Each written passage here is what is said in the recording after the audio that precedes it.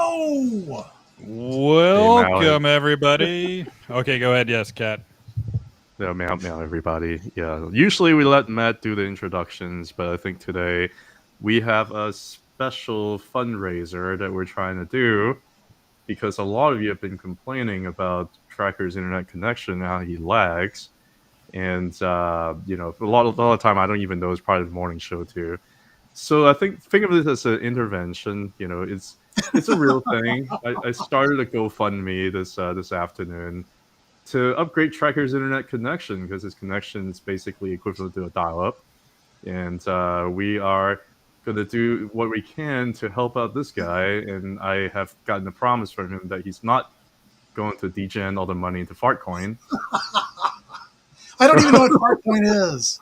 I don't even know what it is. I just read that you bought $100 of it yesterday, or at least that's how much it was worth yesterday. I mean, I don't know how much it's worth today, but that's how all degens started. I don't know what it is, but I'm curious. That picture of me is hilarious. Did you edit it to get my face look extra grumpy and creased? You're supposed to give us a lag here because you're not helping our cause by having a conversation time synced. I don't know. It just does what it does. I do the best I can. Yeah, no, we posted this, and currently we got one wonderful person who has donated $15 to our cause of not buying Fartcoin. Thank you, wonderful person. Yes, so Tracker Needs a Better Internet Connection Fund welcomes any donations for any size from anywhere. And he really needs it. Look at him, how grumpy he is. I mean, just no signal. Look at that. Yeah. Oh my God. All right, guys, I'm done advertising for this GoFundMe. This reminds me of I don't know if any of you out there are old enough to remember the old Saturday Night Live in the 70s, or maybe it was early 80s. I think it was early 80s because Eddie Murphy was there in that episode.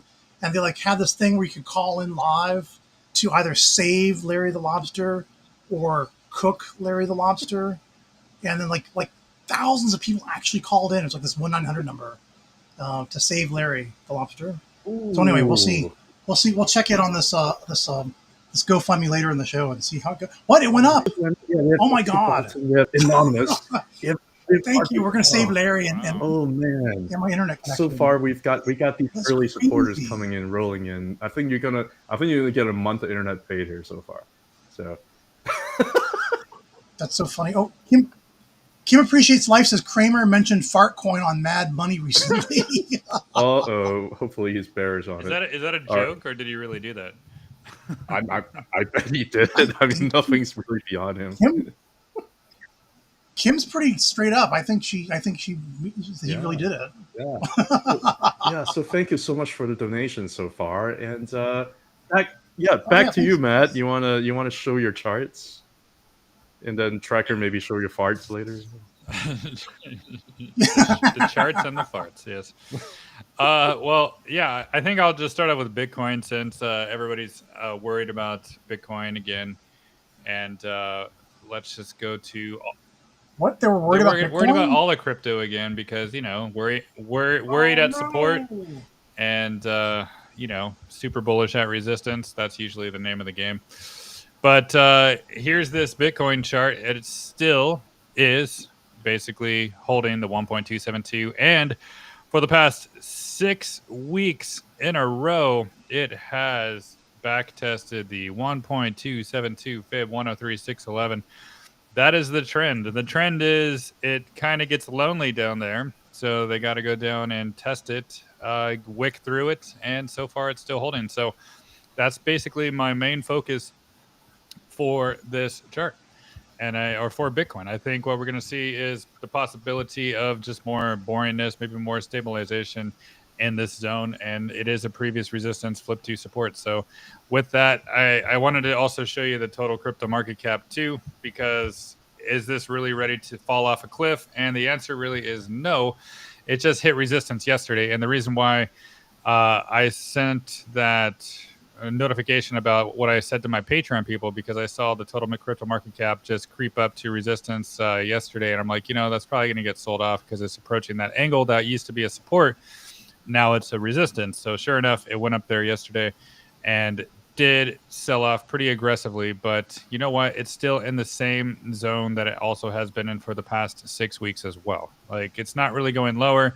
Yes, the conversion line is down there at the 3.07 trillion. Yes, the previous 2021 high is at 3 trillion, and the cloud is down there too. So could it go back down to get all that liquidity down below? Of course it could, right? Which could also bring down Bitcoin and the altcoins more and all that stuff too. But in actuality, it's still a very healthy and a very bullish development. And I'm not convinced yet if things really want to crash further, because the others chart really is still holding levels. It's holding the 100-week moving average, and it just got rejected at the conversion line as resistance yesterday as well. So even though things look all dire and about to collapse, in reality, they're not. They are holding support. Yes, some coins did go lower than they did before, but that's just because they could. That's because their weekly support levels are actually lower than others. So it's still just a healthy development, right? We have a very bullish bounce here off of others from the ARC, got rejected by where the cloud was up here, and now it's retesting the 100-week moving average after breaking out. So no matter which chart we look at, total, others, or Bitcoin, they're still holding levels. They're still relatively strong, and they all still have potential to break out above to go higher. And actually, this chart kind of looks like Dogecoin a little bit, how it's below the cloud and wants to go higher. I think good things to come. Arf, arf, arf. That's my Doge. That's what the sound what the Dogecoin makes. You're supposed to have a 5-second delay when you did that, but thank you. Well, just wait till I share my screen and you'll see. Yeah, Tracker. Let's see your Bitcoin. You know what? Yeah, throw me up here, and let's see if weird stuff happens. So let's see. That's my XXRP. We'll talk about that a little bit later in the show. Here's my BTC. These are 8-hour candlesticks, and you can see if you've been watching the show at all for a while on the morning show. I've been showing this same chart for what feels like weeks now. We're trapped in this triangle, right? It's a descending resistance trend and an ascending support trend. Actually, we didn't even have the support trend. We had on June 12th. June 12th, we finally had a trend once we had 2 points along the bottom here. And then what they do today, after having set the trend up, they exceeded the trend. At first, it looked like it would be a nice gentle touch, but no, they blew through it, which they love to do. They love to set up a trend, then break the trend to freak everybody out. And look, we're back up in the trend again. So these are 1-hour candlesticks, and they're just all. Let me just get rid of this for a second. They're all just hovering around the trend line. So there you go. And if you remember from last year, I drew tons of these charts and for Tesla, and this is how it works. It does this crazy triangle setup, and then it breaks out and breaks back. So this one doesn't really. I don't need this one anymore. This is a really tiny. Actually, let's look at this. Can we glean something from the 1-minute candlestick chart for Bitcoin from earlier today? Ooh. Let's see. Oh no, it's gotta. Let's just make this go to the right instead of looking for it. All right, so here are these fibs. What I did was, oh no, I didn't keep up with these fibs. What happened? Oh, I was doing this up here. That's not going to help me. Let's pull this down here. So at the bottom right here, come on, there you go. Let's see, and then let's see, I did from this top right here to that bottom. Let's actually bring it down one. Oh no, I gotta find the others. Never mind. Let's leave. No, I do need to do it like that. Here. Sorry. This was gonna be really interesting. Okay, I'll put that there. And here. What I wanted to find is some small fractal that'll give us an inkling of what's going to happen to the future of Bitcoin. By looking at it, by inspecting a very small piece of it, you can try to infer something about the larger part of it. So from the bottom here, it goes to the 702, drops back to the 382, gets over the 50% of the 618, drops back to the 236, and then proceeds to break out to 100%, 127%, That makes it part of the way back before going on past the 141, past the 1618 to the 1764. I didn't look at this in advance. I literally just drew this now as you're watching me. So this went to the 176.4% fib. Now, what if, like Matt was showing you, right now we are here under the, we're under the 127, right? Or is the 127 support? The 127.2 is support right now, isn't it? So let's just pretend. Do I have to pretend? Anyway, it doesn't even have to go back to the 100% before it takes off to the 1764. So let's look at this on the bigger scale chart. Can you guys still hear me? It's pretty quiet on your end. Yeah, we were focused on your ass sending support trend that DK pointed out. Let's see. It is here. gentle. On my chart, we're about this 618, 382. So I'm just looking at it from this top right here as 100%. So I want to see it get to the 127.2, which would be 117,000. But just what if this thing goes to the 176 fib? Don't not that one. 176 fib would be 126,000. So anyway, from what I was just looking at, what if this thing, which also kind of went down to the 23.6% fib, well, came up to 886. There's some magic that happens right between the 886 and the 702 that once you pass that, it takes us to the 127.2 to the 141.4 zone. And so, yeah.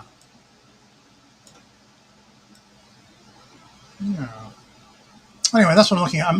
I drew these numbers here on the right from these fib extensions on the left.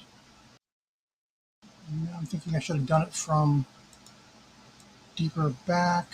Anyway, I don't know what I'm saying. I think Bitcoin's going to go higher, and it doesn't have to get a big lower low. If it wanted to, like Matt said, here's the weekly chart on linear scale.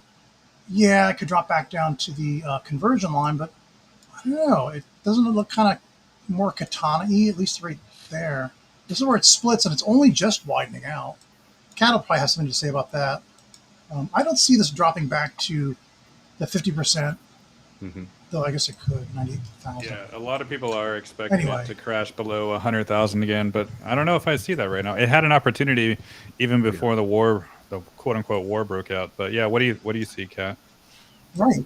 Yeah, I mean, we can flip it to May. First of all, let's go and track our fundraiser. $55. Oh, $10 from Mark. That's like 1 month. That's 1 month of internet right there. Congratulations, tracker. Yes, you're now. Thank you, guys. Thanks so much. All right, so this is the weekly chart that I have for Bitcoin. What we're seeing here, and this has been tracking pretty well with this GAN. I've been looking at this really since towards the end of last year, and it's been following my GAN arcs here extremely well. So what happened is currently we've spent about 5-6 weeks here with like no volume. This is Coinbase, so there's like pretty much across different exchanges, there's no volume. So we are getting ready for a pretty big move, either to the upside or downside. Last time we have like no volume, we kind of gone sideways like that was back in like January, February. But that was underneath resistance, right? And then when you underneath resistance, you have no volume, it's falling sideways. The move is up. The move is down, and that showed his hand down, right? Here we kind of reclaimed the angle. We also reclaimed the arc. We backtest the arc over here, but we have yet to backtest the angle over here. We got a bunch of support here. We got the angle. We got the arc down below, and all of this stuff is still over 100,000, by the way. So because of that, I just don't necessarily really see that you have to go down that far. Plus, we're above support. We're above a bunch of support. We just flip resistance in the support. So that's why I think the low volume consolidation here probably end up setting it up. Do I think it would touch the conversion line over here, around like 98,500 maybe?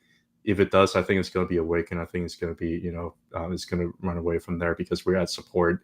And also the conversion is also, looking pretty decent here. On top of that, you also got a little bit of a katana here with the fusion of the Tengen and Kijin here.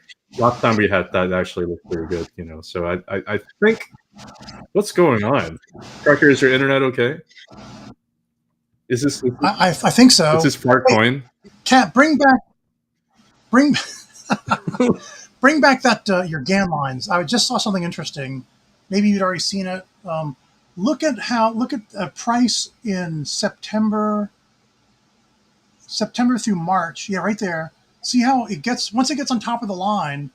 Does it drop back through the line to touch the arc below again? It doesn't. Once it gets on top of the line, it just stays on top of the line and then runs for a while. Yeah. And it's only after it gets the little correction Moribotsu red down that it goes under the line. Now we're back over the line again. So yeah, I think it's just going to want to stay on top of it. It could be. The only difference I think between here and there is I think we're getting really close to the angle, so we might as well just touch it, you know. The other thing is over here it bounced off the cloud, whereas over here we haven't really bounced off the cloud. So I think if we find support here at the angle, it would be a pretty decent area for it to bounce from. The other thing too is I pretty much went yesterday, and this I also got like a daily GAN here too. Yesterday, it's been tracking this 45-degree angle here like really, really beautifully. It broke down underneath of it. Yesterday, I saw it running right into resistance. As soon as it got rejected yesterday, as soon as they released the whole like Iran news or whatever, I was like, man, okay, now we're gonna go down. And so far, we got a little bit of a bearish engulfing candle here, probably to close today. So I think that we probably have another like a little bit down to go, which means that it's probably gonna hit the angle here on the weekly. Is what I'm thinking. If that's the case, then that's okay. You still have support. You got plenty of support here. It doesn't really necessarily go down that far, I guess is my point. The other thing too, and that has to do with more like a higher time frame kind of thing, and that also goes along with I think you already showed that, Matt, like 1.272, for different resistance back to support on like no volume here on top. So I think it's probably going to go up next whenever it's done consolidating. The other thing too is just look at a monthly. I just have like on a higher time frame with the conversion still pointing up and serving as support. Like it looks nothing like it did back in 2021. It's just riding the Tengen all the way up. This is bull market behavior as far as I'm concerned. So I think it's going to have some fair bullish continuation here. I don't really see this being like a top or a double top, whatever people are calling. But yeah, I can see it potentially retracing back down a little bit, maybe even touch the angle. It would decide to go back down and touch the arc. The arc's right down here below, maybe like close to 100,000. That's fine too. And that would still be a very bullish back test, before going higher, as long as it's like a wick. Yeah, Bitcoin looks pretty good to me. I don't have any concerns over it. So. But what about the altcoins? Aren't you worried since they keep on going lower and they're just so scary? Well, you got this. Yeah, why does MicroStrategy keep going down when Bitcoin goes up? What's going on? You guys raised two very, very interesting questions. And Treka, I wish you had delayed that question by 5 seconds. But what you're seeing here is, like, if you look at what Ethereum is doing, because as far as I'm concerned, Ethereum is the queen, and it's been holding relatively well.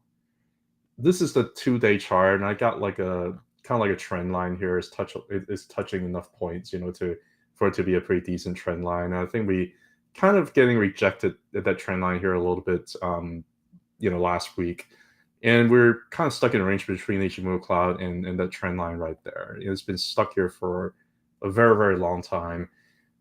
And if you listen to Big Chad, last week he said that he was thinking that this is like a tri-star kind of pattern and that it's going to go down because of that. Nope, ends up forming, just going like 6 weeks straight with doing nothing, which frustrated crap out of everybody. But as far as I'm concerned, if you look at Ethereum dominance, which again it's not a joke, but it kind of is, but it's not a joke. It finally looks like it wants to break out, and it looks like it's been falling sideways here for a very long time. It looks like it wants to break out, and so far with Ethereum kind of holding the way it is, my bet is it's going to break out to the upside. And if Ethereum breaks out to the upside, I just have a hard time seeing the rest of the cryptocurrency market cap really going down that much further. Even if you just look at the others chart here, like this is basically still essentially inverted head and shoulder pattern breakout in the back test in this area. this is still what it looks like to me. And it looks like it wants to hold a low Bollinger Band here on the daily very, very well. I think it's just consolidating sideways over here and just trying to correct this move up and try to backtest things. I'm not really that worried about it. I mean, I can even talk about MicroStrategy too. MicroStrategy also looked very bullish. I'll just show my MicroStrategy chart here real quick, and I'll just pass it back to you guys. This is a pretty bullish look to me. If I look at the weekly here, all I see is like a big giant cup in a handle. And what I'm seeing here is, basically is trying to break above the 0.618, which is fine. But overall, if you don't use that wick, if you use, I guess, yeah, I don't want to be selectively biased here. But anyway, it looks like a cup, looks like a handle. It looks like it's consolidating sideways over here. You look at Ichimoku here on the daily, on the weekly, it's also holding a conversion here just fine. You had a bullish crossover here is above the cloud. Everything here screams bullish to me. The same thing happened last time. Didn't really touch the cloud, was over here. We got a very, very similar look over here as you did over here. If you also look at the monthly here, just like Bitcoin is above the conversion.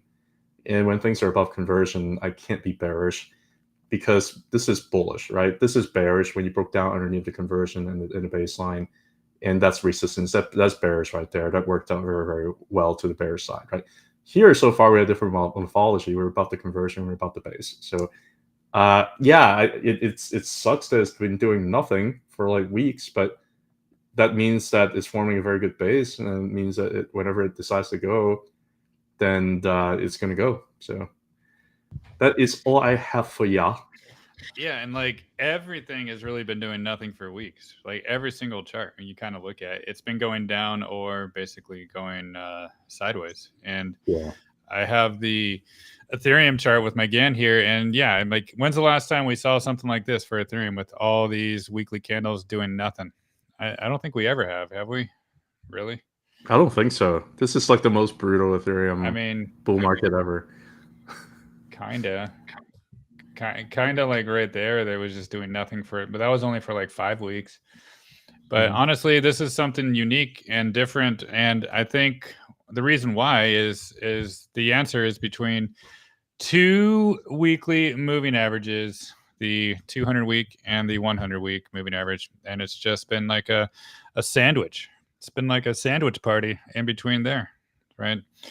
So I think give it enough time, it can go. Right, and I think it's kind of like it's reminiscent of what XRP did last year. How once it broke the arc, it just started to fly, and I think it's going to be the same situation here.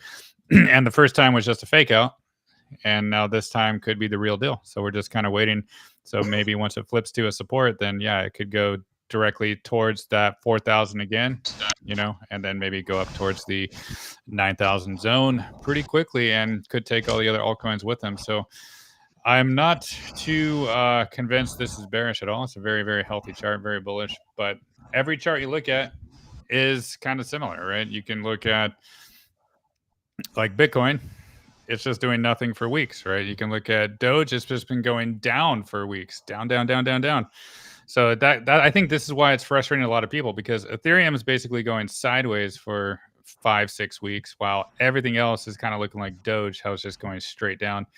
But even Doge has like a destination possibly too, the 100-week moving average right down here at 1587. That could be the target where it wants to go to again, where it did stop out last time. So everything has its high time frame support it's holding, right? And no matter which chart you look at, they all have their high time frame support that is holding. So some are correcting through time instead of price, and some are correcting through price instead of time, or both really.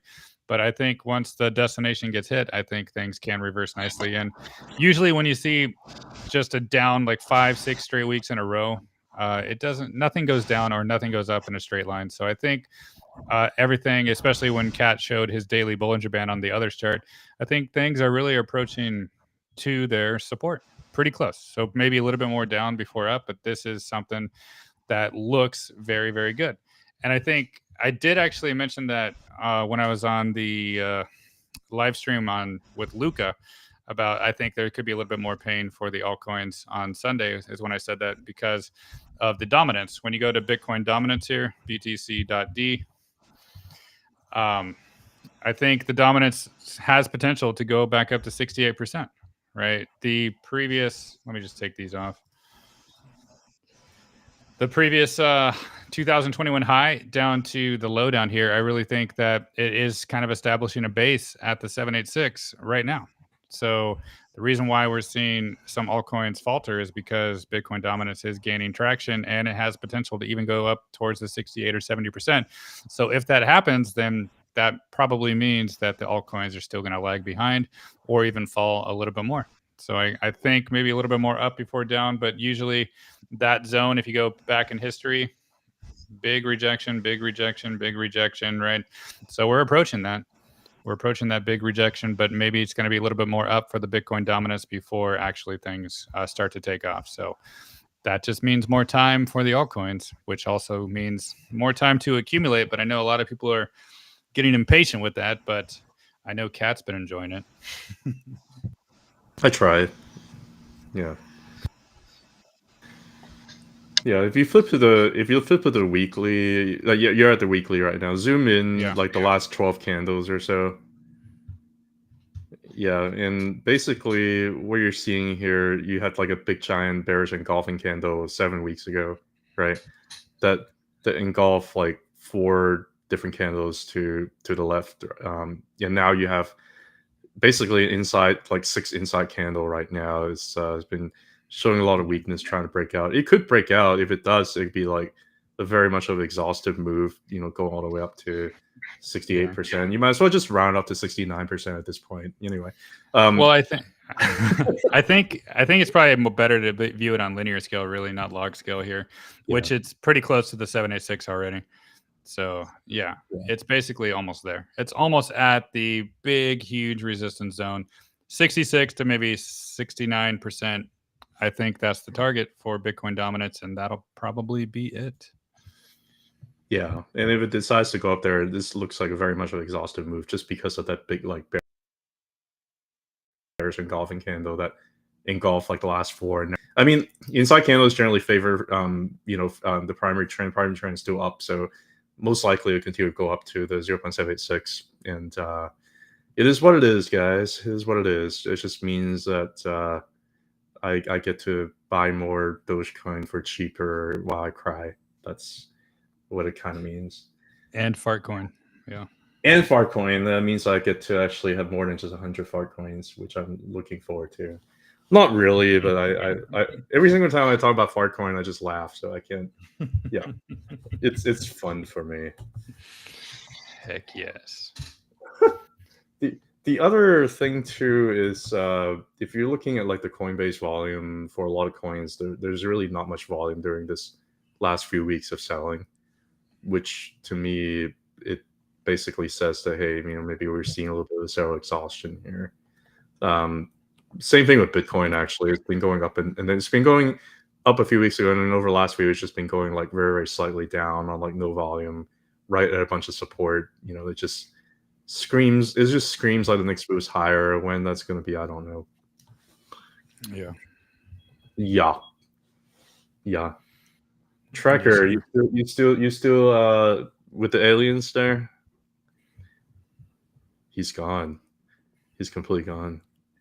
He was joining the chat, so I don't know if he forgot to unmute himself or something. What? Oh no!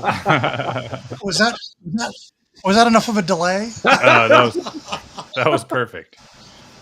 What? Oh my gosh! No, I forgot to unmute myself.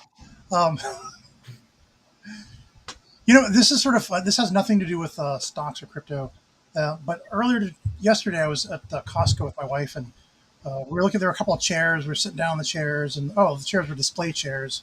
One was like an office chair, the other was like a gaming chair.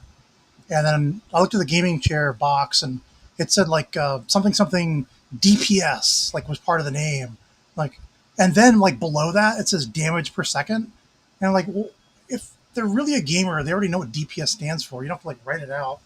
I guess that's for like grandpa or something that's going to buy the chair for their kids, and they want to make sure it's not a sex thing, double penetration sandwich. So anyway, I was thinking about that when you showed your sandwich earlier of support. Oh yes, the sandwich support of Ethereum. Yes. Yes. Wow. Oh my gosh. So let's see. Thank you for that. Oh, you're welcome. Well, I guess That's what it's like to live with me. I guess it could have a double meaning, you know, like it could be both. Yeah. Yeah. Anyway. The chat's hilarious. I really did join the chat. That's me there, not some imposter. That's actually me saying that I'm laughing so hard my dog is looking at me funny. And he is too. Anyway, I think yeah, that was really funny. Maybe it was the anal probe that's interfering with my internet connection. I got abducted. Oh, You got the double that's so penetration funny. and the anal probes. That's interesting. I don't know what's That's a going lot on of- anymore. Right. it's a lot of damage per second there. It's yeah. I know, right? Yeah. All right. Well, we got something that we wanted out of this. Let's give the crowd what they want. Who wanted? Let's see. There's a request for AMD and Robinhood. Can we do that real quick? Yeah. I'm just so used to doing requests and stuff. It's fun. It's fun doing requests. Here is my AMD chart. And it's exactly the same chart that I've been showing for weeks and weeks and weeks and weeks. I'm expecting to see it to go to 142-ish. I've kind of amended that to like maybe 142, but possibly to only to 140.48, which is the 50% retrace. That's exactly from this significant low here in October of 2022 to this significant high of 226.39 in March of this year. And then, I'm sorry, that's March of last year, March of 2024. And so right in the middle, halfway, 48, and that's right where price is trying to get back to. And so is the weekly moving average 75. It's kind of arching back over to it. Right here at the intercept. So maybe I should bring this in a little closer, actually. But right here is where I think price is going to touch, get rejected the first time, but then make its way out. So 140 and a half bucks to 142 is my target for AMD. And then it runs back down a little bit to check out support at the 236. We're basically doing a 382, 236, and then a 1236 up here for 289.49. Or let's see, from a price ended today, about 126% higher. So there you go. That's my AMD chart. Did I tell you guys about the time that I owned over 100,000 shares of AMD for $2? I know, Yeah, I know you've heard of it. Yeah, I love to tell a story. Yeah. I'm like an old man who keeps telling the same stories over and over again. I still have for like a 10% profit. Woo! So there you go. That's AMD. Do you guys have anything different to say about AMD or? No, I just think it's approaching some resistance pretty soon in the 130s, like high 120s, low 130s. And actually, there is one thing I wanted to point out for AMD. I did make a post about it. Yeah, I did make a post about it. There's just one thing, and let me switch my screen. Where is my button? There it is. Yeah, so the monthly chart, it's finally touching the monthly the monthly conversion line for the first time in like a year, right? The last time it really hit it was back in July of 2024. So usually kind of on the first touch, it can be a resistance. So that's just something to pay attention to because there's still 12 days left, 13 days left until the end of the month. So it could just turn into a wick and close below and then go back and retest the 115 again and stuff like that. So I'm always cautious about more of a high time frame resistance. And plus, since it was the first time touching it, since it broke down, really, I think it could challenge. It could be a challenge to break free. That's all. Yeah, I have a couple of things to show on AMD, and I'll be quick about it.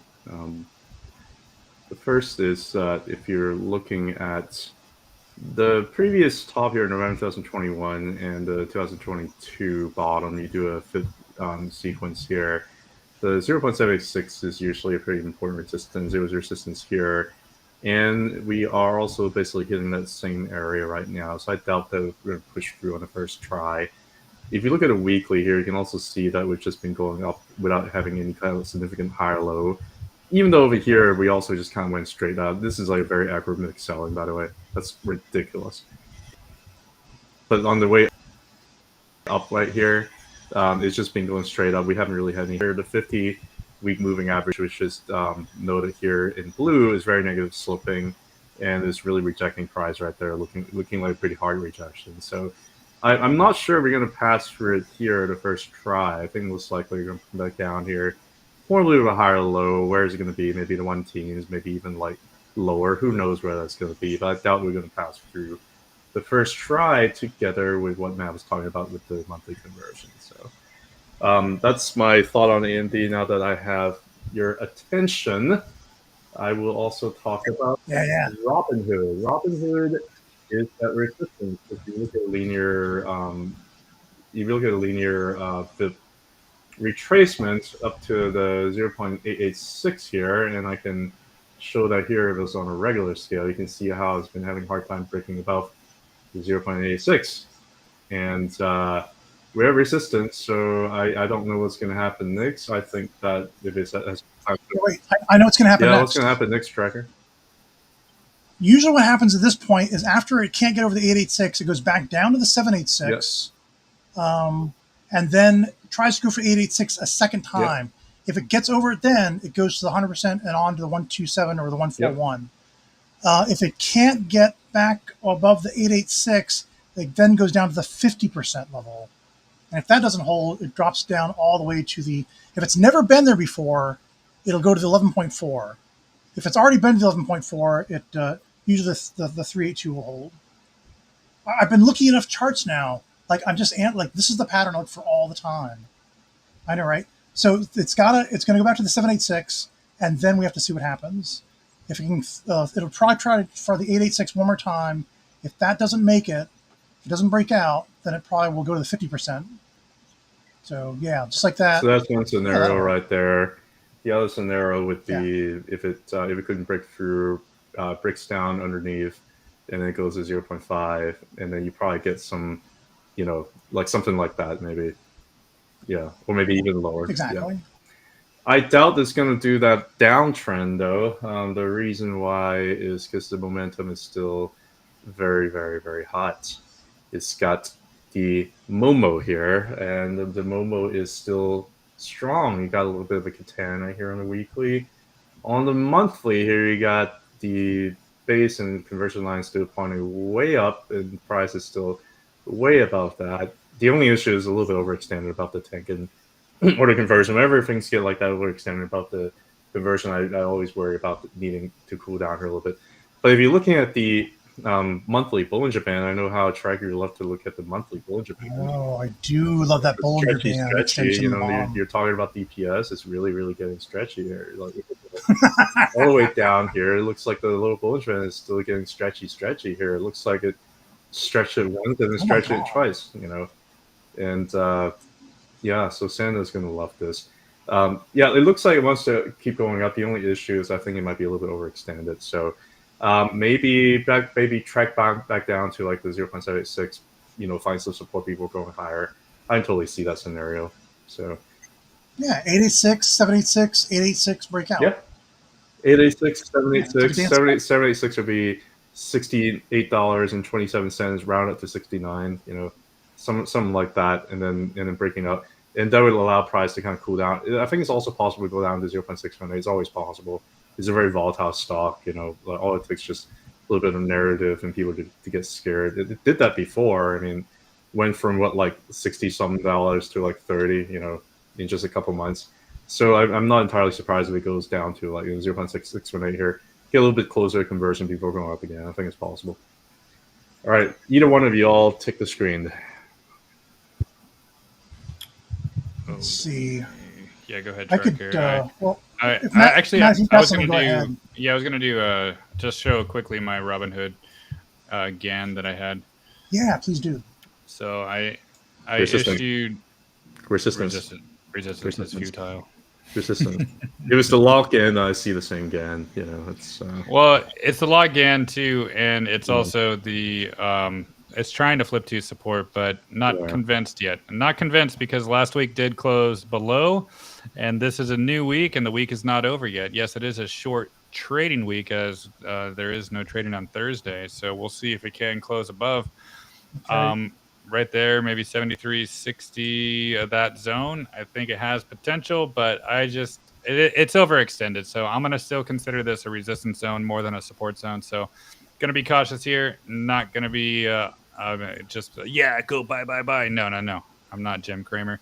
So this is caution here. So I think let it cool off a little bit and prove that it wants to break out. And right now, yeah, there's a lot of confluence of support in that 68 down to the 63 zone. So that could be your potential support.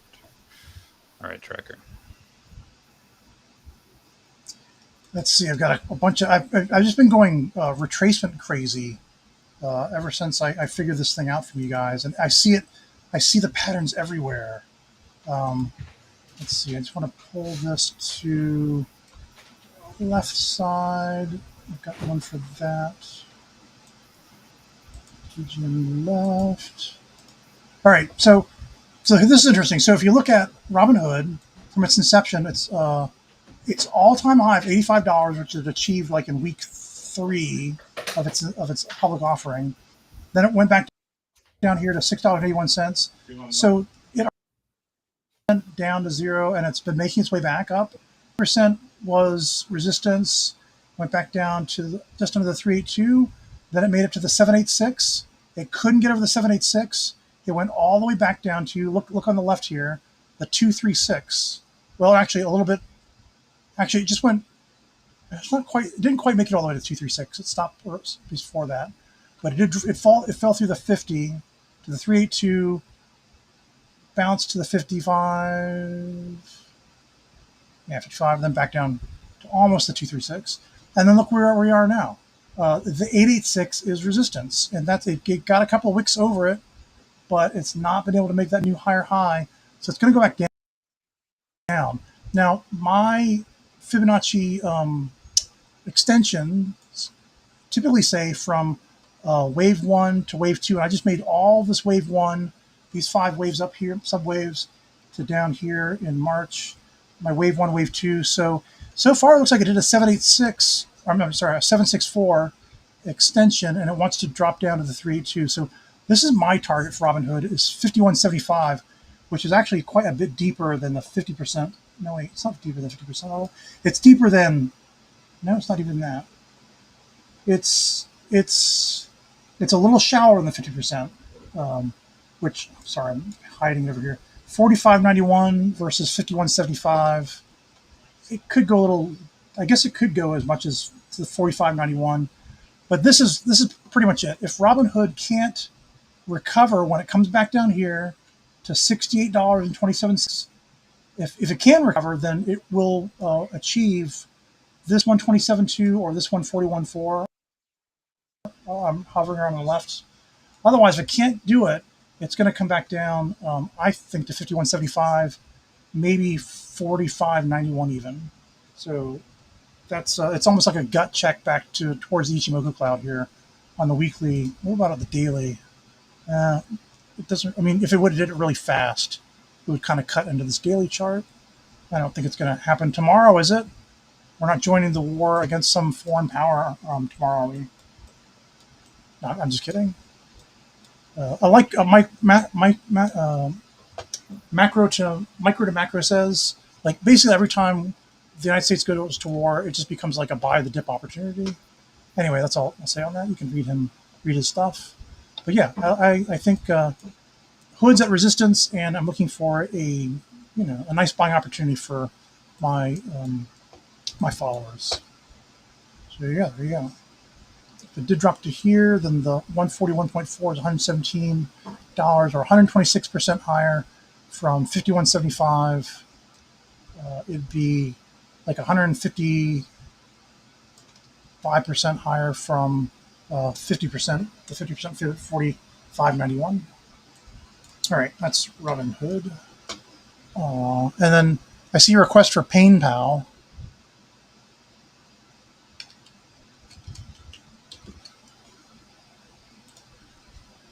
Here's my PayPal chart. Now let's see.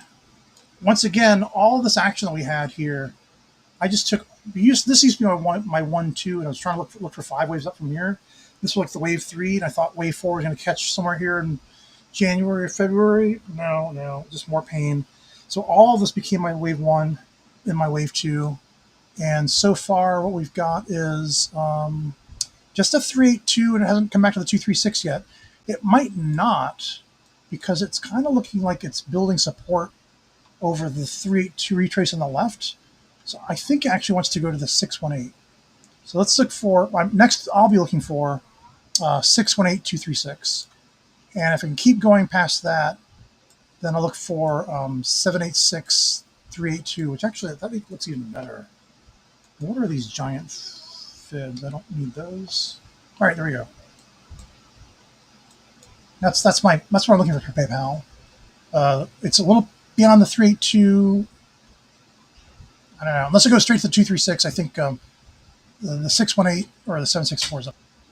And then, oh, you look back here. This is what I've been doing. I take these retraces. So the left side of the chart, I just took this significant high to this low. And so it made it, it kind of got two prongs into the 786 and then got rejected all the way back down to the 7.4. See how that works? Couldn't touch, if it touched the 86, it probably would have come back to the 3% level, but it couldn't get over the 786, so it's down to the 11.4 for hit. Yeah, and then like this other thing I've been doing is I just make a little highlight between the 886 and the 702, and I just kind of pull it across like that, and I send it to the back. And then I just watch, I wait for price to fall back into the zone again. So, next time it comes up, see, look, that kind of makes me think it does want to go to the 764 and then the 382, because that would bring it just inside of this this zone. Would make this the 1382. Anyway, now I'm just rambling and playing with my charts. But 764, 1382 to the 100% for the wave 4 support, and the 2382 for wave 5. Let's get rid of that here in the way. Rambling like Sylvester Stallone, like Rambo. Does he ramble? Yeah, oh, Rambo. Rambloing. Wait, that sounds like a sex thing. No, I take that back. Strike that from the record. Why are you so horny tonight, Tracker? Is it because you're... somebody's talking about minors out there. I don't know what's going on. Oh, my God. No. Sorry. It's not funny. It's not funny at all. We take these kind of things very seriously. We're anti-Epstein here anyway. Yeah, of course, we take everything seriously, don't we? Yeah. So, sorry. Yeah, no, PayPal, this is a pretty good looking chart. I've written PayPal off, but maybe X will buy it or something, and then it'll take off. Yeah, I think it's lost a lot of momentum. They'll bring it back into the fold. Yeah, it's lost a lot of momentum over the last few months, though. It did have a very nice hammer bottom, but you can see not working out very well. The best part was back here in October, December, right? And now, like the institutions aren't touching it much. Yeah. They're just kind of prodding with a stick, like that other guy said in the chat. Yeah, it's got a prodding the miners with a stick. Got a little flaccid here, unfortunately. It really can use some stimulus, but yeah, no. If you want to flip it over to me, basically, you don't really even need to flip it over. Use too many indicators here. You can see how this downtrend resulted bottom, like a hammer bottom over here on the monthly, and then it's trying to go up, but you got these wicks up above. There's just a lot of resistance up here above at this horizontal zone right here. You don't really need any indicators, but I can show you some indicators. I can show you the weekly Ichimoku cloud. The Ichimoku cloud here is not favorable because you initially have a breakout, you had a back test, you felt a hole, broke down underneath, and right now it's resistance again, and you're trying to break above both the baseline and the cloud. You're not going to do that. It's also a very important zone over here too, from previous. So we just don't have enough to kind of push through quite just yet. I also don't know whether or not we're going to be able to hold support here at the 20-week because it's still very negative sloping here. The only good thing, I guess, is on the monthly here is still trying to kind of hut the 20-month moving average, which in general is still relatively bullish. But I just don't like these wicks up here above. I think it's going to take longer for it to really do anything because it's still at resistance after all this time. Can you believe that after all this time, It still hasn't cleared a weekly Ichimoku cloud. Oh man, okay. So probably gonna take a little longer for it to even do anything. That's pretty much all I have to say about PayPal. Does this linear Gann chart change your mind right here, Kat? Right here. Ooh, no. No, it's gonna huck that. It's gonna huck that blue angle there for a while, probably. Yeah, it's gonna probably go a little more down, maybe $70, maybe 69, your favorite number. Maybe get that right, and then build a little bit of a base. But it's clear, right? Yes, the cloud is above it, but it's clear. Previous resistance of the arc right here flipped to a support. So you know what? It's the most bullish it's looked in a while. So I think it has potential. It has potential to even go up to the 78 and maybe above. So this is an interesting chart, and I'll keep an eye on it. So yeah, hold 69, hold $70. I think it has potential. I mean, there's some talk about the miners. Should we jump into the miners? Yes, by all means. Whoa, what happened there?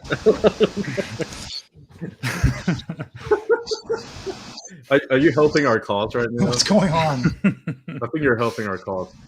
Let's jump over to the update tracker's internet connection. Oh yes, I'll switch to your screen. We gotta go check it out. So we got another $10. We got another $10 from Anonymous. Thank you so much, Anonymous. Oh my God! Thank you guys so much. Yes, Anonymous, you've donated. You guys are too awesome. You're very nice. You gave $5 and now you gave $10 again. Thank you so much, Anonymous. But yeah, we really need our beloved chartist on X, who goes by the name Tracker, has a case of the bad internets and has a lot of lag during live streams. This makes his audiences very sad, and this fun is to motivate Tracker to get better internets for his professional development, and for him to not miss a second what his friends Matt and Kat are talking about. So we appreciate y'all. Yeah, if you want to just give him maybe like $2 or something like that, we can take any help we can get. Look at how sad he is. Anyway, the saddest. Yes, we appreciate y'all, and it's still $65. Let's make it 69, shall we? We appreciate you.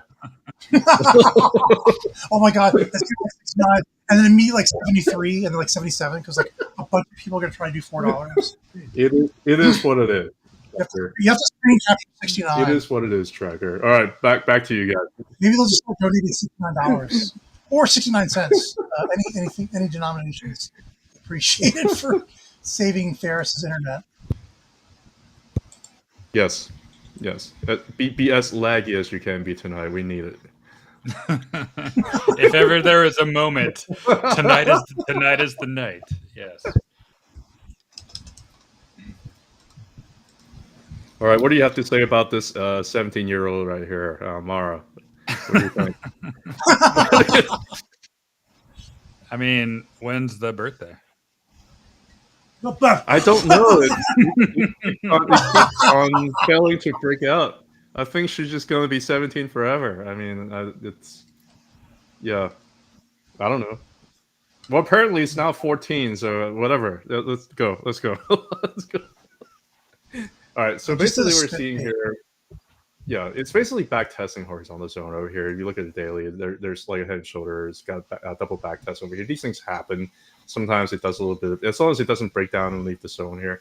Even if it breaks down, I think it's fine. It can go a little bit lower down to touch the low Bollinger Band here. It's completely fine, but we are basically cooling off over here. We are losing some momentum here. And I think the miners overall is probably still going to take a little bit longer for it to really do anything. It's not. I think the downtrend's probably really settled already, but it's having a hard time breaking above these very negative sloping resistance, like the baseline over here is holding the conversion here on the weekly. Okay, but it's just consoling sideways, stuck in the zones, waiting to kind of do something here. So which way is it going to break down to? I don't know. But you also look at the 20-week moving average here. It's reclaiming the 20-week moving average here. Still negative sloping, so probably still need to kind of go sideways here. Really make the 20-week moving average a little bit more flat to be really decent support here before I can really trust this as support. Either way, this looks. If you look at weekly here, this looks like a very nice cup and handle. These are not like bearish charts here, right? I mean, CleanSpark's doing the same thing really. It's basically trying to reclaim the 20-week moving average here. And then you also look at Ichimoku. It's also doing the same thing. You're about to have a little bit of bullish cross, and prices come between the conversion and baseline over here. It probably needs some time to kind of figure out what it wants to do, because I really would like to see it be a little bit more positive here to serve as better support before going up higher. CIFR, very similar chart. It got rejected here from the volume-weighted average price here from all-time high and all-time lows, confluence rejection zone right there. And it is also finding support here in the 20-week moving average. It's kind of funny how they all work the same way, right? CIFR, as long as it holds here, great. It probably need to consolidate sideways over here to try to build better support. You know what's not holding the 20-week moving average is Bitfarms. All right, what's next? RIVN? Yeah, here we go. Breaking about the 20 here, looking pretty decent. If you look at Ichimoku, it's actually broke inside Ichimoku. So there are a couple of them that actually look a little bit more bullish, like RIVN is looking more bullish. Wolf is looking about the same, stuck between the conversion base over here. It's also reclaiming the 20. BTBT reclaiming the 20, right? Riot reclaiming the 20. HUD8 reclaiming the 20, right? BitDeer, what is BitDeer doing? I can't even see you anymore. You're so compressed. Is holding the 20, right? So basically, that's what all these miners are doing. They're repairing the charts, but they're not ready yet because it's still, too negative sloping here. I'm not necessarily trusting these things as support quite just yet. I did do a video with Luca, which I'm going to release, or he's going to release maybe later on tonight or tomorrow. If you're looking at the WMI or WGMI, which is the ETF for miners, not minor, you can see that if I compare the Russell 2000, who's NARDs? Those NARDs. If I compare these NARDs over here to those NARDs over here, you can see that those NARDs look the same as these NARDs. Like, honestly, the minor ETF here, the WGMI, didn't get released until like February 2022. So I'm going to do maybe roughly about the same, right? Like, I think I'm doing like the retracements here from, let's say, January 2022 for IWM. They basically look the same. Like, they basically are subjected to the same pool of liquidity. And whenever IWM crash, miners actually held pretty well. Like, they actually hold pretty well, but they're also getting rejected here, very similar fit level over here at the 0.786. These are very similar charts. I think they are going to subject to the same liquidity pool. So I think miners, because they're small, they're going to be small caps. They're going to ride the small cap liquidity. So as far as I'm concerned, this is still a leverage play for what IWM is going to do. And I think IWM is still repairing its chart. So I don't really have much else to say about that beyond that. It's just going to take time. But that means that people are getting extremely bitter from it, and that this is probably where opportunity lies, because nobody cares about miners anymore. They all care about metaplanet or some other things. So that is all I... Metaplanet's going to the moon. That is exactly why Mara is going to do okay. Like, I don't know, Tracker, look, so hear me out. I think this is wave 1 over here. It's got 5 waves. 1, 2, 3, 4, 5. 5's a little bit truncated, whatever. And I think this may be like the ABC, right? This is wave 2. And if that's the case, then this whole thing right here is wave 3, And this over here is subwave 1. This is subwave 2. And I think we're getting ready for wave 3 here. Yeah, it's, I can see that as an elongated. Yeah, it's an elongated, like a wave 1, wave 2 sort of thing. A wider flat of 2. Yeah, and actually, if you're looking at even if you're looking at the retracements, it's looking pretty decent. Like it hit the 0.5 right here. This is a log scale, of course, but it's miners you're talking about. So this wave 1, wave 2 retrace to 0.5. I think it's reasonable. So I mean, maybe as long as it doesn't, it can go down to as far as like 0.382. But if it holds there, and this is the end of like the subwave 2 of 3, then wave 3 of 3 is happening. Yeah, now, wait. Now the real trick is do another retrace on the left side, go from the significant low to that July 2021 high. July. So go farther to the left. Right.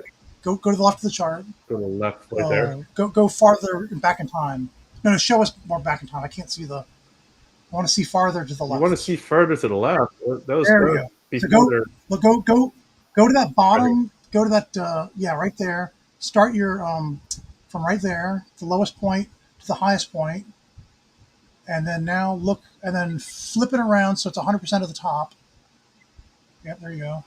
I do this all. I wish there was a hotkey to flip these. Yeah, 0.600. Right. So it's the 786 is rejected it twice. Went back to the 618. It's kind of in a dangerous place. It might have to recheck the 50% if it can't get over the 786 to the 886. Yeah. It really needs to do an 886 check next. Yeah, it's possible. I actually see that happening. The only thing is I don't know why people are so bullish on Oscar, and I hate to kind of go offset here because they're basically the same chart, you know. Like I don't know, like they're very, very similar, so I don't know why you know. Well, I guess one thing is Oscar's gotten farther off of its 618 than Mara has. Yeah, that's true. Mara looks like it could still gravitate back towards the 618, whereas Oscar looks like at least it's willing to explore the 786 again. Yeah, it's got less wicks over here for Oscar than it does over here. It's true. Yeah. Anyway, I didn't mean to like distract y'all, but I just thought they were like no, same chart. Not at all. No, I love that you can remember those. Oh yeah, I see a phase, I never forget it. It's like your superpower. Yeah, I see a phase, I never forget it. It's a curse, really, usually.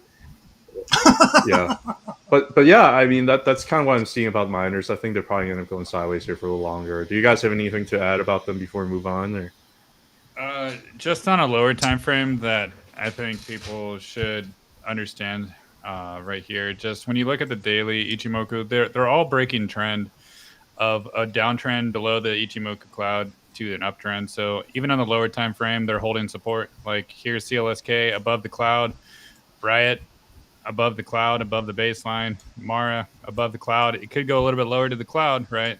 Look at Cypher above the cloud now. It just exited basically horizontally the cloud, and we haven't seen this in a long time, right? Essentially, they haven't been above the cloud since like last year on the daily chart. That's kind of a big deal. So I just want to point that out that this trend reversal could actually be the real deal, and we might not need to go back to those lower levels. And yeah, they could go back to test the lower end of the cloud again, right? But I think that could be the max pain scenario, and I think things really look like they have the potential to start going higher. So that's been my main focus on the miners, just watching the daily chart cloud, and it finally broke free on almost all of them except for Bitfarms.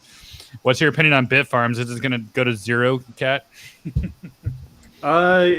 was a laggard last cycle. It was probably going to be a laggard this cycle too. I mean, I have a hard time seeing them not running with the rest. It you know, eventually liquidity is going to flow into it, but in the short term, it's been tough, you know, to trying to call a level to hold. I don't know what your thoughts are in terms of like the levels and things like that, but it's just it's been a laggard. I mean, Bitfarms, I can just show my chart. It's at the level now that it really needs to hold. Yeah. It's at, not that one right there. It's basically at the fib, BITF. Yeah, this 236, the 8156. It's basically there. It's got to start to hold it. But one thing I want to point out, it never really back tested that arc down below. So I don't know. Does it really want to go to the 40s? That would be interesting if it did want to. Yeah, hard to say. It's a downtrend, you know, low, higher, low. It's possible. Anything's possible in a downtrend. So. Yeah. Yeah. It's not a fun stock to hold in for sure. So. No. Yeah. But luckily, yeah. No, go for it. You want to show? I want to show my Mara chart here. And so what I've done here is I've just gone from this bottom down here, 325, to this top at 34.14. This is Mara on the 8-hour candlesticks. And so then I just highlighted the 886 to the 702. And so once it got to the 100% and started doing this little retrace dance, it went to, I'm sorry, that's the 382. Let me just pull this. Move you. I don't know if I lock you. 382 back up to the almost the 76, like halfway into the thing. This would have been a great place for it to like bull flag and keep going, but it didn't. It got rejected before the 786. Goes back down to below the 382. I wonder if this has got some sort of fib that's going on. This seems to happen a lot between the 382 and the 236. Goes back up. It got to the 886 this time, and it really looked like it might. It had a chance, but it got rejected. So it's back to the 236 again. See that 236? But now this is it. This is the next run. It's going to do it. Now that it's checked out the 236, sometimes it's like the 11.4, but this time it was the 236. This next time it's going to break through. So this looks really good. And then I draw, my 1-2 from this and start doing fib extensions on the right. And the really cool thing is how I'm looking for a 618-236, and my 618 lines up right inside this zone with the 886 to the 702. So I'm kind of leaning towards, instead of 2864, I've started marking my charts like this, where I'll say, okay, well, actually, it's look for 3060, or on the side, 2064 to 3062. And so these are kind of my newer charts. My newer charts look like this, where I kind of give you a range. And then back to the 236 at 1680, but not necessarily. Or maybe it doesn't go to the 236. Maybe it just stops right here at the 50% mark at 1870. So maybe I might say 1680 to 1870. It's kind of getting this wider range, more uncertainty, but a little bit earlier warning if that is where it decides to turn tail and head back up again. So anyway, this is my MAR chart now. I'm watching for it to do let me just flip this to a 618 chart. So it goes 618 first, then 236, 1236, back to the 764, and see how it kind of, it goes to the 1414 is right. It's almost lined perfectly up with my 123.6. See, I love this. It just keeps showing up everywhere like this. And then when it drops back to the 764, my 764 for the support, it's really checking out the 100% fib. Fib on this extension previously. So anyway, I'm starting to see these patterns are just I'm recognizing them everywhere, and it's really making my charting better and better. I don't know. I've been on fire this week, past couple weeks, and I 4x'd the SPY this week. This morning, last night actually, after close, my gains were 4 times the SPY. Woohoo! Anyway, I just broke my arm patting myself on the back. You have to continue without me? Got to cancel that GoFundMe then. we got to have a GoFundMe for something else.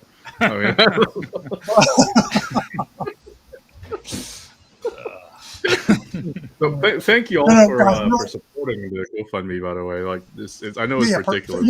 We'll do something. We'll do something really good or fun with the money. If I don't actually use it to, if my internet doesn't need fixing after all, we'll do something really good with the money. I think you should get Starlink either way. It's the diagnostic. It's the internet diagnostic fund. So yeah, even if Kat said it wasn't that good on the cruise ship, but then he said, but maybe it was because there's too many people trying to use it at once. Yeah, I mean, we saw Elon Musk play a game on his private jet, so I think it's. That's right. I think it's acceptable. Was he playing Diablo? That one's pretty. Yeah, I think he was playing Diablo. Bandwidth intensive. Yeah. Diablo 4. So I know a lot of people are talking about Tesla. We haven't even talked about it. Should we just jump to the Tesla? Sure. Yeah, sure. Yeah, I got my Tesla chart. Here's my Tesla chart. I beat you to it. No, you did. You did. You beat me to it, and you got control over the board. I do. Haha. Suck it, tracker. Yeah. You lag, you lose. Oh, thanks, Ryan. Yeah. All right, so where is Tesla going? This is always the quadrillion dollar question. Nobody ever seems to know. But one thing that we can see with this chart is it's headed towards a big resistance zone or even a big support zone. So I think it's just in the middle of a range right now. after holding this area perfectly, it just went straight up to resistance, got rejected as expected as well, and came back down basically to the 272. But I think the linear scale story is really telling it better here. And I think what I'm watching the most is the bottom of the Ichimoku cloud. That is around 313, 314 in that zone. And if it can stay inside the cloud, I think that'll remain a really bullish chart. So far it is. And the 321 is not too far away as well. So I think it just needs more time. And I think it can spend a long time inside the cloud here as well. Like it could spend weeks just doing something like this for a while until it's really ready to break out. And that would just drive everybody crazy. It could do like an Ethereum, just go sideways for weeks. And that would just make people go nuts. So I think that's a possibility, but I don't know if it's really ready to break this 340, 350 zone just yet, because it is a pretty big resistance zone. And even we got the cloud even going up beyond it as well. So that will add to even more resistance. Even if it does start to get above that 358, it'll have more resistance up above in the 360s, 370s, and 380s above. So I just think range bound for a while, but my main focus, stay above 314, 313, 60, whatever that zone, stay above it, and it'll have a chance to consolidate at a higher level and then get more bullish for the future. All right, yeah, I think it's also probably going to get stuck here for a few weeks. I mean, I posted as much. I don't think that we have to be crazy anymore. I'm sorry. Tracker, go for it. Okay. Sure, go for it. I'm getting ready. Sure. I'm getting ready for my chart request later. I'm gonna do the lightning round after that. So, but you don't have any thoughts on Tesla yourself? Okay. It's gonna do nothing for a few weeks probably. Yeah. So same situation as me. Yeah. Same thoughts. Yeah. Tesla's it's tricky here. Am I up? Yes. Thanks, Matt. All right. So I got a couple fibs. Maybe I should just get rid of this one because it's making it hard to read. From the 214.25 low to the 368.30 recent high, we've got this 886 to 702 that we are probably working on. So let's see. From there, it fell back to the 382. 382 was right where the where it hit this support 273.21, and then it went up to, we got really excited when it got to the 786 here on the left. I'm looking on the left. But then it couldn't get above it, dropped out, back to the 786 almost. Now we're back below. It could go to the 50% level. Remember how I was talking about if it can't get over the 786 twice, it's probably going to go back to the 50% level at least. And then if it can't get back above the 618, then it goes to like the 382 or the 236.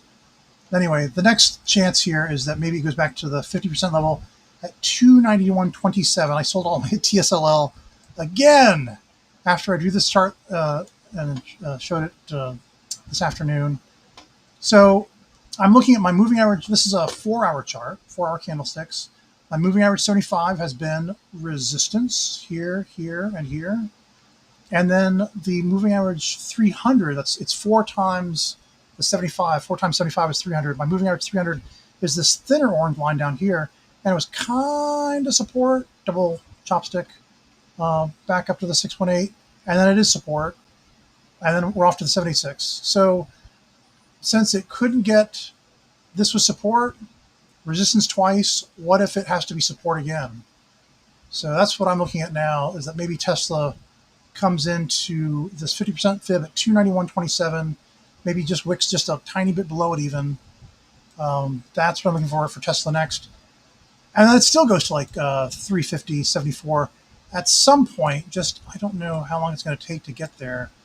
It has to do all that. It could, what I've done is I pulled this out farther. There's a little bit of symmetry between this destination and that destination. There's like about as much on this upper side as there is on the lower side. So this is just how I kind of try to guess at timing. I suck at timing, by the way. It's really hard to do because it keeps changing. They can always delay stuff on this side, which makes all this stuff take longer on the right side. But there you go. I still 350.74 still my target above. It's not going to go below 273, but it could come to 291.27. That's what I'm worried about. That's what's on my mind. All right. Was that it? Did you want to go, Kat?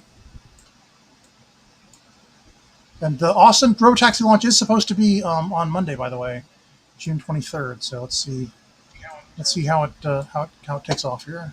Yeah, we'll see if there's any volatility. I just think that is probably doing a chop sideways, just because there's so much pay attention to it over the last few weeks, and now it's time to do nothing. That's what Tesla does. Until it does something again, everybody freaks out again. Does it so well.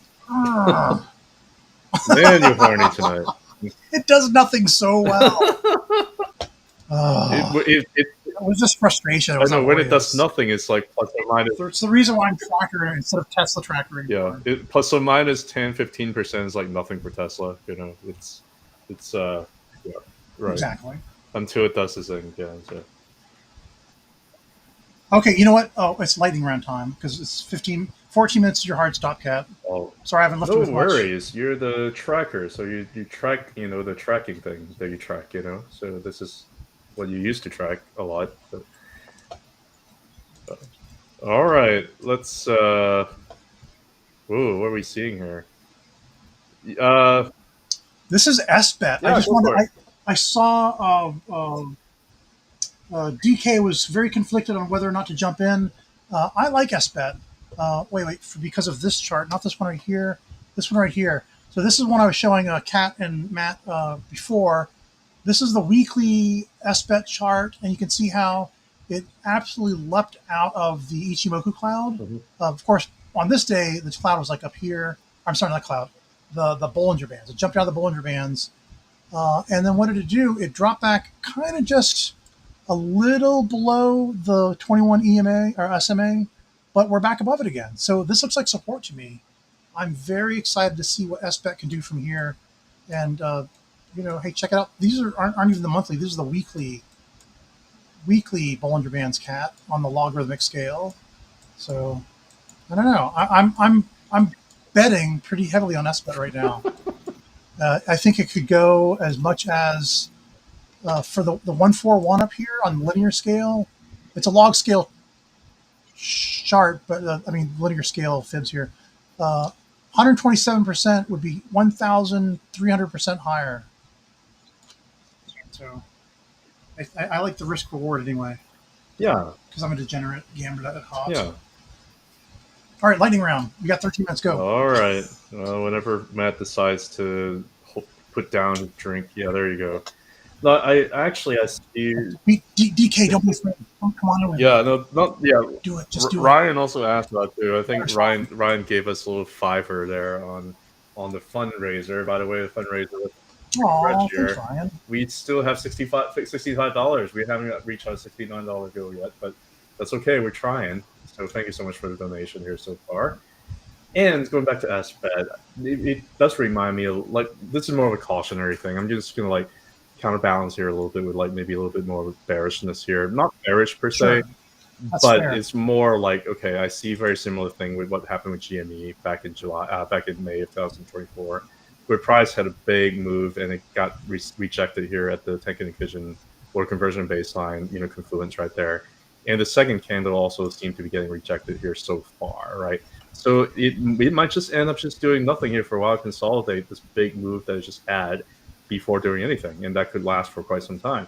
I mean, ultimately, if this is an Ethereum play, if Ethereum is done with its consolidation, then you can make a big move, And like you said, it hit the bottom of the cloud here almost perfectly, which is magical. And it also find support here at the 20-week moving average here, which is magical. But it might still end up consolidating sideways over here for a little bit longer, even though we have Ethereum, could potentially break out. This thing already broke out ahead of Ethereum, so it might lag now that it has its offering or whatever. I just see maybe a little bit more consolidation before it really, does any major moves, just because of the big giant move that it just had. Do I think this gap necessarily have to close? Not necessarily. It could, but that's also part of the reason why I'm maybe a little bit scared to get into something like this, just because a big move has happened. A lot of people are taking profits, and it might need to consolidate sideways here before it does anything. So that is SBET, and you already heard the targets from the tracker. So the talking about the next one here is CRSP, CRISPR Therapeutics, which I think is what you asked for. You asked for CRIPS, it looks like it's just been a downtrend here, but it looks very Y-coffee. And the downtrend here close to the bottom over here has got a lot of volume over here. So I think a lot of stocks here are being traded hands from weak hands to strong hands here. So I think we might be close to getting the spring here. But with that said, this is still a low high, low low type situation. So there's no guarantee it's going to be the bottom. I cannot guarantee you anything. But overall, this looks like potential Y-clock based on the volume. And also the RSI is also trending positive here. So you're building up some bullish divergence here, which is positive, which could potentially lead to a bottoming of this stock. We will see how it goes. If IWM does well, I think CRISPR is also going to do well, but it's not 100% yet. Talking about RIVN here, it is finding support at the bottom of the weekly Ichimoku cloud here. And if you're also looking at the monthly Ichimoku cloud, you can see it's also finding support here at the Tenkan conversion line. If you look at the 20-month moving average, it's also still holding the support here at the 20-month moving average. Right there, it's kind of flipping it from resistance here and backtesting support. So far, there's really nothing that is really too bearish here for RIVN. It could always break down. It's possible. It could consolidate sideways over here, but it really looks like all of these bullish diversions that has been building up for a very long time is finally playing out. It's finally kind of making the rounded bottom kind of thing. It's really trying to reclaim a 21 moving average here. So I have high hopes for RIVN to do good things. Some of the targets that I see potentially hit moving forward once it breaks above this $16, $17, $18 zone over here. It could hit the 0.382, which is $26, 0.5, 38, 0.618. You can see how the 0.382 is an important level here. 0.5 is a very important level here. So I think those are going to be resistance level targets, on the way up as well. So that's what I think about RIVN. SOFI, I got a weekly chart here. Initially, when I see it breaking above this arc, I thought it was going to go up here to this level and maybe break through that back test and go higher. But you do have a lot of wicks up here above, so that does make me wonder whether or not there's a little bit more momentum shift here to the downside here, which happens, and there's nothing really bad about it. We just broke through the 20-week moving average. We really haven't had a chance to back test it yet. And I think we could use some back testing before going higher. It would be healthy. And we also could use some back testing of the Ichimoku cloud up here on the weekly too before going up higher. So that's kind of what I'm thinking about SOFI here. NBIS is a very, very strange stock here because we have no price action here for a few years. You can see how it skipped from 2022 to 2025 just like that. It's scary, isn't it? Like, what happened during these years? They probably got delisted and they enlisted again. What happened? I don't know.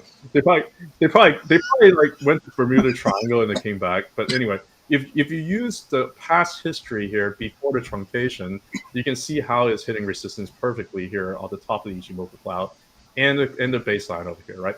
So even though you are building some really bullish momentum here, you're starting to hit some resistance up here above. And you're also hitting resistance here, the 20-month moving average. So I'm not making these things up. Like, these things are real. It has been very much very bullish to the upside here, but it probably needs some cooling down because it's hitting some resistance with a grain of salt that I don't have any price history from 2023 to 2024. It kind of got ghosted there, so I don't know exactly what happened there.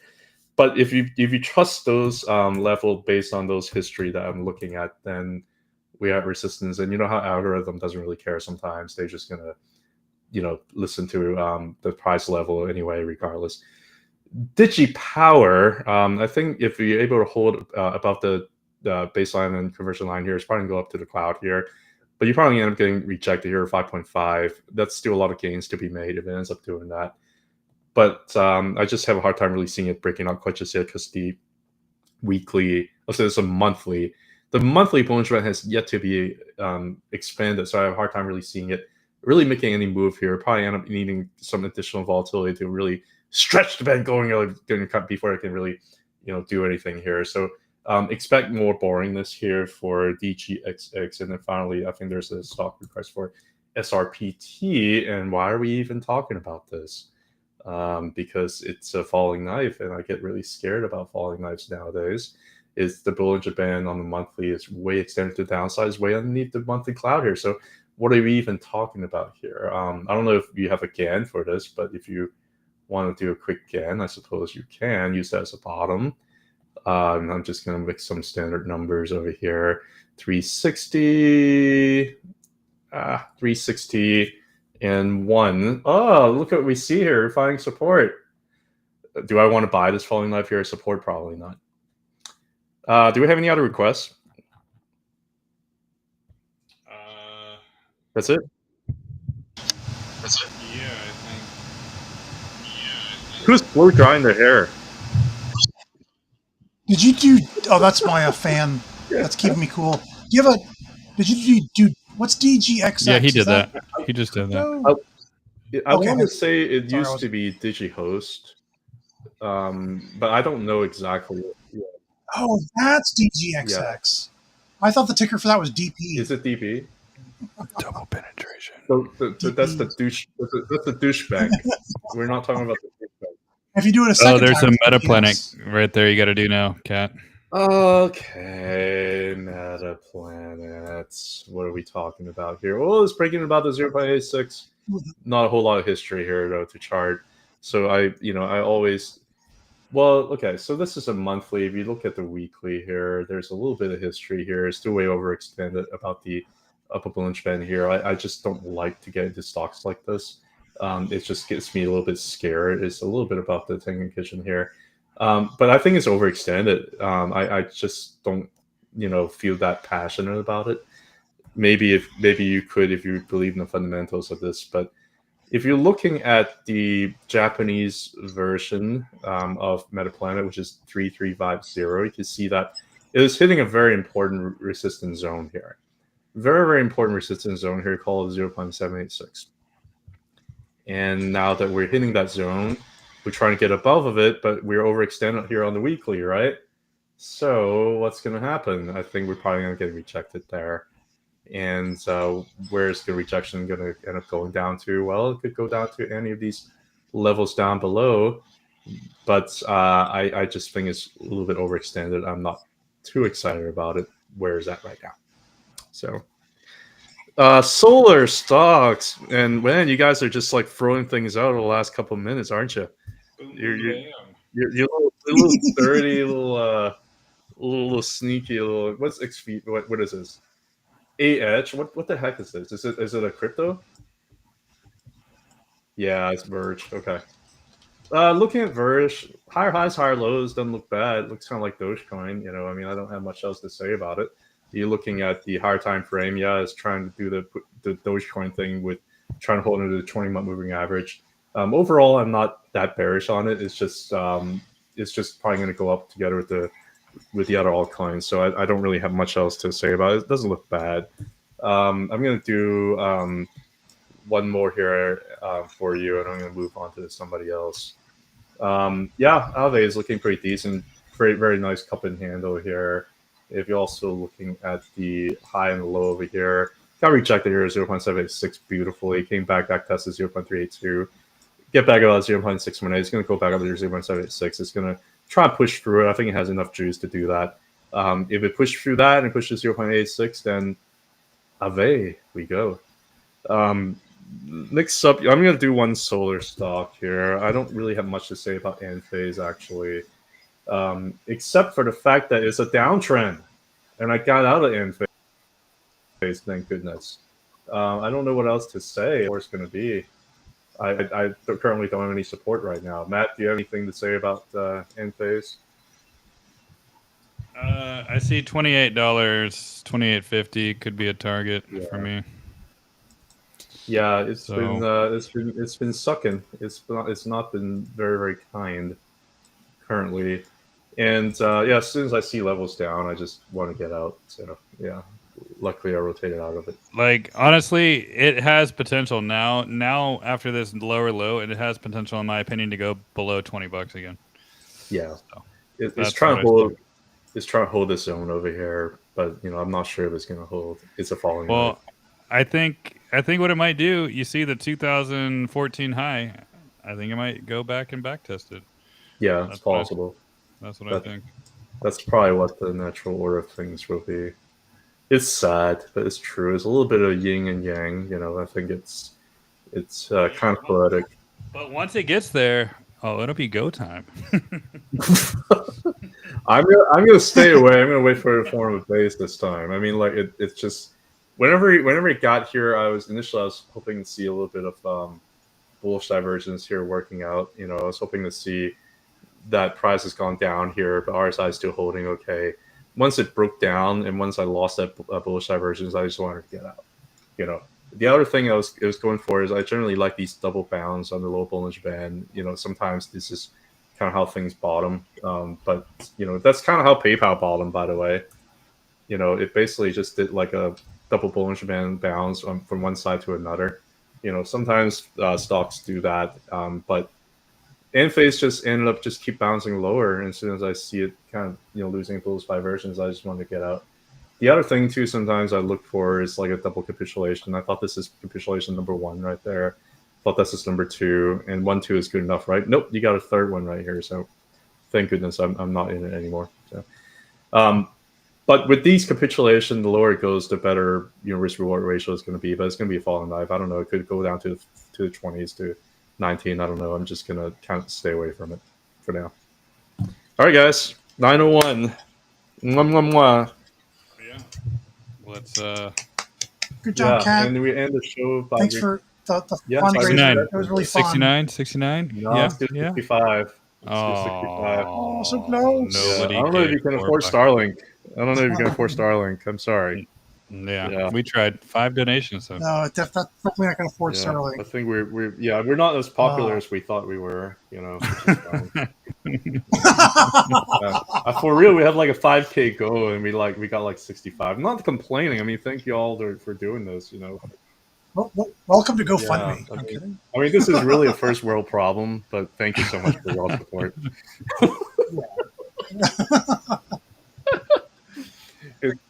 Thanks, everybody. I probably didn't help that my internet seems to be okay tonight. Or Maybe you're it's just because- DJing into all these XXRPs and stuff. Yeah. Oh, yeah. Oh, you know what, Matt? Show me your XXRP. Your My XRP X- chart real quick. Just XRP USD. What about my XXXX? I know I can ask you tomorrow, but XXRP? no, just regular XRP. Oh, you Just don't want the regular XRP. quadruple X? I mean, that one's pretty. I mean, that well, one's if you pretty got sexy. it. Yeah, Tony Liberty says he heard me great today. Yeah. Maybe it's just the time of day. Maybe when we do that show at 8:30 in the morning, there's like not enough bandwidth on my ISP. Yeah, it's like when you go into the doctor for a problem, like let's say for example you erectile dysfunction, you go to the doctor's office, all of a sudden like you got a boner. It's like, well, no, it's been not working for like 2 weeks, you know. But yeah, it's like that. Actually, I have a linear go again that I have on XRP that's interesting Go it. that you guys might enjoy, and here it is. Oh yeah. Here's Wait. No, you have to show that chart. We're still oh looking at Cat screen. yeah, that's what you got to do, huh? Technology. Mhm. So here it is. You can see it's a little triangle. It's a triangle. Oh yeah, definitely. It's a triangle inside a triangle. See, look, I could trade that all day. I mean, well, at least for the rest of the year. Yeah. So is it going to do this forever and just make everybody angry, or is it going to actually make a move? I don't know. We'll see. But technically, the 45-degree angle down here is around like $2. So yeah, if it wanted to go down there again, why not? Yeah. But the top, the blue has been the top before, and that's the place to break above. So levels I'm watching, resistance 255. Right, and then as time goes down, or time goes on, it could be 240s, 2 whatever. Then the 290s up here, 280s, and then it's going to be the 330s. So that's the levels to watch, but it's just doing nothing. But it's bullish. It's a bullish chart. It's still, in my opinion, arguably one of the most bullish charts besides Bitcoin in the crypto market. Yeah. I'm excited about it. I've degemmed into a huge position in XXRP right now. I can't wait to see. Well, you might be bored out of your mind for a little bit. So I don't mind if I get like 10% on it on one day and then sell it and then buy it back a couple of days later and get another 10% on it. You see? So we'll see. It'll be fun. We'll see if I get its number eventually. Parkland. Well, thanks, Kat. Thanks, guys. Park Thanks, coin. audience. We really enjoyed. Parkland. Bye, everybody. All right, guys. Fart coin. Oh wait, I guess we're out of time. I actually made a fart coin chart. Well, and we now can I'm show it bullish on tomorrow during the show. Yeah.